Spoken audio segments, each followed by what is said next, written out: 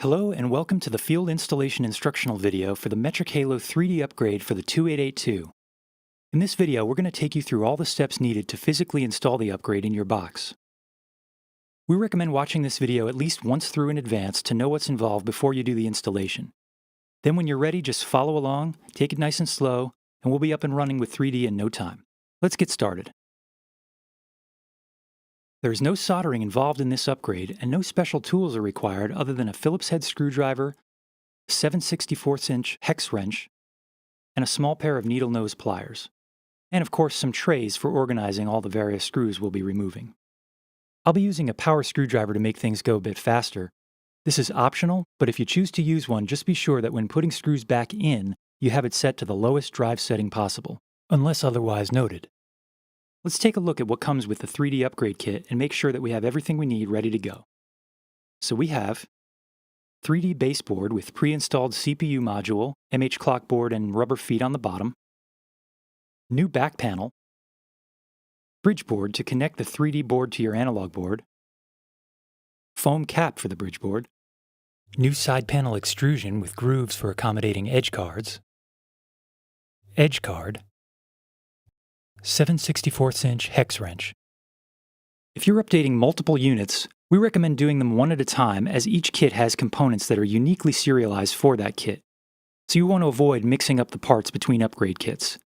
In particular, we want to make sure that the serial number on the 3D card matches the serial number on your back panel.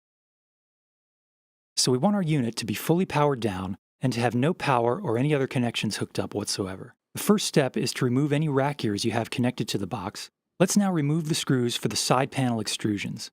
These are the screws in the four corners of the unit, front and back. These corner screws are longer than the screws in the rest of the unit. If using a power screwdriver, the torque may need to go a bit higher to get these out. I'm setting mine to 5. Now it's very important that when we put everything back together, that these longer screws go back in the corners and not in the middle. Otherwise they can damage the front panel meter board. So we'll keep these longer screws together, separated from the rest.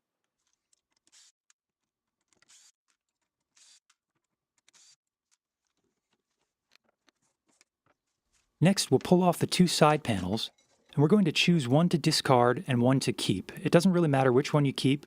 Maybe if one has a scratch or something, you can discard that one.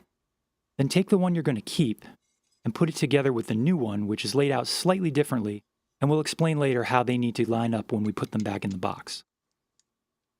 Next, we'll remove the 3 smaller hex screws across the top of the front of the unit. Then on the back, there are 2 more screws on the top we need to remove for the top panel to come off. And we'll set the top panel to the side for now. Next, we're going to remove the rest of the back panel. So with our same tool we've been using so far, we'll remove the remaining 2 hex screws on the bottom of the back panel.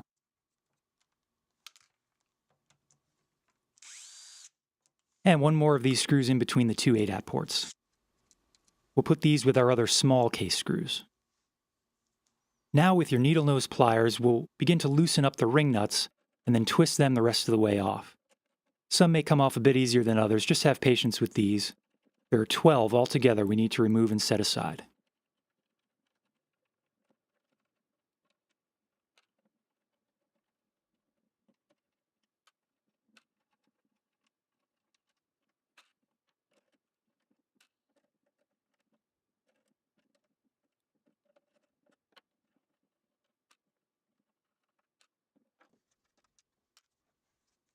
Then we have several more screws to remove with our Phillips head screwdriver.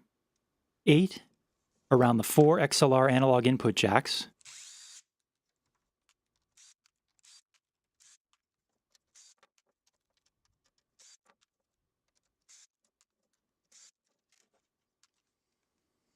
5 around the SPDIF and AES connectors. These last 5 will not be needed later. But keep the rest of these screws set aside together. And now the old back panel should slip right off. Looking at it from overhead, we can see the analog board. This board is going to stay in place. We're going to be focused on this area here, removing the legacy master board and 2D board. Before we do that, we'll detach the ADAT opto board and ribbon cable from the 2D board, and we're going to want to hang on to this ADAT board and the cable as it will be going back in later. And we can detach the front panel ribbon cable from the master board like so. Now when we pull these two boards out, they may pop out still attached to each other, or they may come out separately. It doesn't really matter. The master board down here on the bottom is connected to 3 metal posts coming up from the bottom panel metal. It's typically not necessary, but if the legacy master board is particularly hard to get off, these posts can be narrowed with small pliers, just enough to lessen the pressure and allow the board to pop off. So we'll rock the 2D board back and forth, getting it loose from the pins on the analog board, and we can put a hand under the master board and pop it off those bottom posts. And then if necessary, reach further under and pop it off some more, and eventually that whole assembly will come out and we can set it aside. Now we're ready to place down our new 3D baseboard assembly. The same metal posts on the bottom metal will line up with the holes on the board, and we'll want to make sure this pops into place securely on all 3 posts.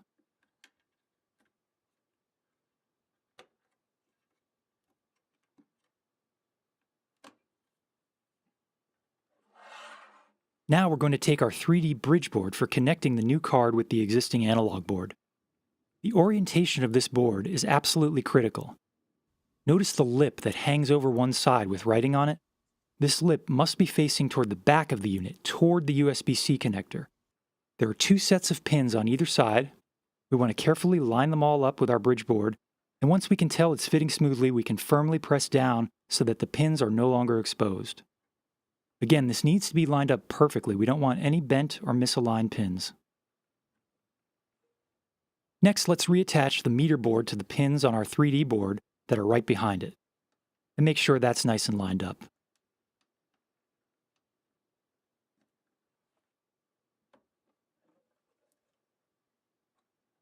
Next, we'll slide the back panel on. You can loop it over the XLR release tabs, then get it nice and flush and replace the 2 small hex screws on the bottom. Now let's take our ADAT opto board and attach its cable on the matching pins toward the back of the 3D card on the inside corner. Doors of the ADAT ports facing out. And then we can take our small case screw and place that between the ADAT ports to secure it in place. At this stage, before we finish reassembling the unit, let's test it out. We'll attach power, and on the front panel we're looking for the power and locked LED lights to come on. And this would indicate that our 3D upgrade has been successful. If you get no lights on the front panel when you power on, or any other unexpected behavior after carefully following the preceding video, please contact us at our support email address with the subject 3D Field Upgrade. We'll turn the unit off by unplugging power. Next, we can proceed in reassembling the rest of the unit by replacing the 8 threaded Phillips head screws around the XLR analog input connectors.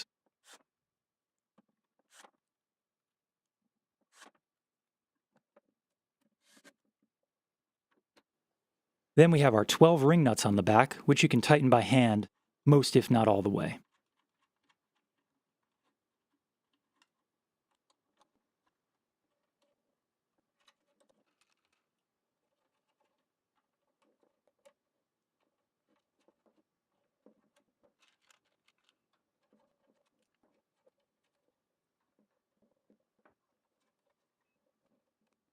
Before we put the top cover back on, we want to take our piece of foam with an adhesive strip on it, just peel off the paper to reveal the sticky side, and place that sticky side right down on the top of the bridge board. Just give it a little press, and when the top cover goes on, it will press down on this foam to ensure that the bridge board won't walk off. And just check to make sure you don't have any stray screws or small bits of loose debris anywhere inside the unit. And now we can add back the top panel. The 2 holes are to the back and 3 holes to the front. Line it up with the holes in front and back, and we'll take our small hex screws to secure the top cover. Again, make sure these are not the longer screws we're saving for the side panels, as those would damage the front panel meter board.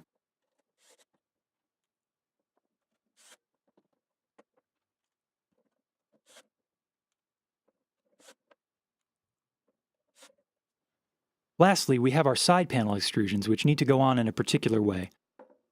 So earlier, we put one of the older ones together with our new one, and if we look on the insides of them, we can see the grooves where one side is thicker than the other. We want the holes for the rack ears toward the front of the unit, and specifically for the side that the 3D card and edge bus are on, we want the thicker portion of the inside metal on top. That's going to allow everything to fit properly. So with the side panels in place, we can screw in our 8 longer hex screws in the 4 corners, front and back. If you're using a power screwdriver, this is the one time when you'll need to raise the torque to get the screws to go in. I'm going to raise mine up to 5.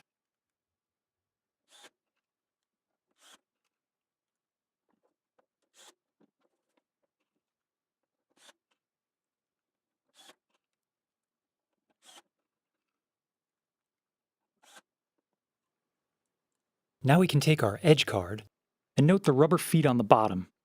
We just want to place it inside the hole in the back and let the rubber feet track along the bottom inside, then push it right into the edge bus on the 3D card, and it should basically become flush with the back panel and pop right into place. Then we can just turn the screws to tighten it in place. And you can also use a Phillips head screwdriver to tighten it further. If you have any questions about any steps in the preceding video or run into any problems, please reach out by emailing support@mhsecure.com with the subject 3D Field Upgrade.